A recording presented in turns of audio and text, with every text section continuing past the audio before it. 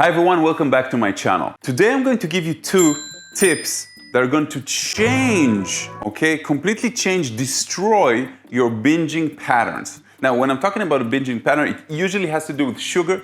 It usually has to do with, a box of cookies, something that you have suppressed your emotions the entire day, and you feel either lonely or it derives from an emotional imbalance. In the evening time, instead of just eating something normal, you will just eat half a box of cookies, or you eat your dinner and another box of cookies, or a whole jar of ice cream, or something that you crave, and in the end you feel ashamed, and then that creates another emotional imbalance. Sometimes you add weight, you feel bad about yourself. That's the whole story of binging. Now I'm going to summarize it for you, and you have to do these exercises. You have to. Not just listen to the video. The idea here is to try and understand why these exercises work. So the first is, you've probably heard about it, the overeating. It's either that you do this on a physical level or you do this on a mental level. Imagine that one thing that you keep binging on. I promise you, you're not binging on bananas, and you're not binging on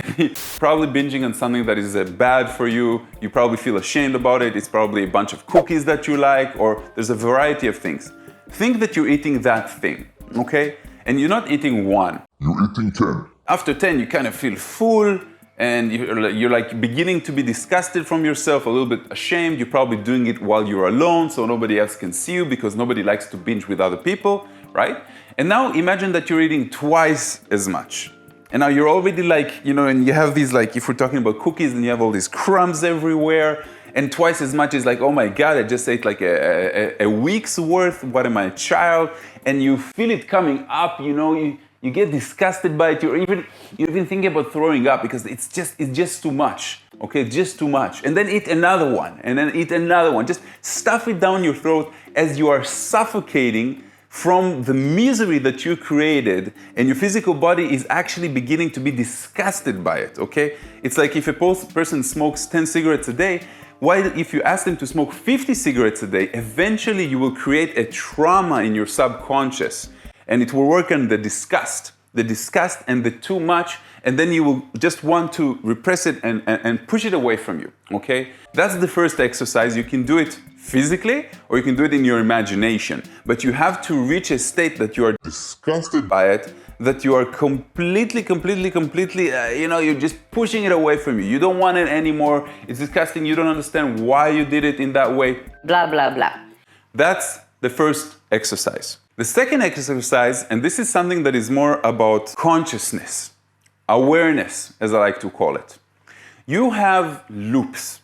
And what do I mean? There's cycles in your life that creates this binge. For example, every day after hard days of work, and 90% of people will say that 90% of their business days are probably taking away all their energy, and you come back, you feel sorry for yourself, you make something to eat, and then you go watch Netflix, and then there comes a trigger moment for the binging. This is the moment that you have to become super aware of. There's a moment after half an hour in front of Netflix, or at 10 o'clock at night, or smoking pot with your friends, or going out and drinking. That is the point of the trigger. In that point, you have to do something radical, because you have to break that pattern. And breaking a pattern takes time. You won't need to do it only once. You have to act. So for example, if the cycle is sitting in front of Netflix and watching a movie, binge watching a show, take a break, go take a walk for 15 minutes. The idea came to your mind, oh, let's make myself, a huge bowl of ice cream or something like that. You will see the ideas coming because you're already used to it. You're already used to the pattern itself. So you have to break that pattern. If you're strong enough, recognizing the pattern will be enough to break it, because you tell yourself, wait a second, yeah, but today, and then recognize the excuses that the ego brings right after, which is the little demon and the little angel, right? Because the awareness comes from the angel. Ray said we should break the pattern, and we shouldn't, go for the ice cream tonight, like we do every night or twice a week or whatever.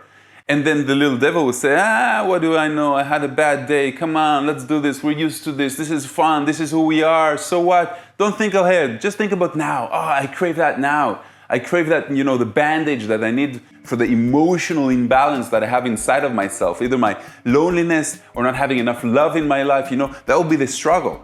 And then just take a walk. If you're not strong enough to have that inner dialogue, just take a walk. Exercise a little bit. Talk on your phone with somebody else, with a friend or somebody that you love, or do something else. But don't continue watching Netflix until you give in to the temptation. So it's all a game of understanding, observing, and changing the pattern itself. And this doesn't work only for binging, of course, it works for other things, but in this particular video, I wanted to give you guys these two advices on that. And trust me, if you use the first exercise that I gave you and the second idea, and embed it into your consciousness and into your day-to-day life, you will never suffer from emotional eating, and you will overcome. You will become the master, because that's what we are. We are the masters. We are the conscious, spiritual being that is guiding the body and the ego through this life. Right now, most of us identify more as the ego and the human being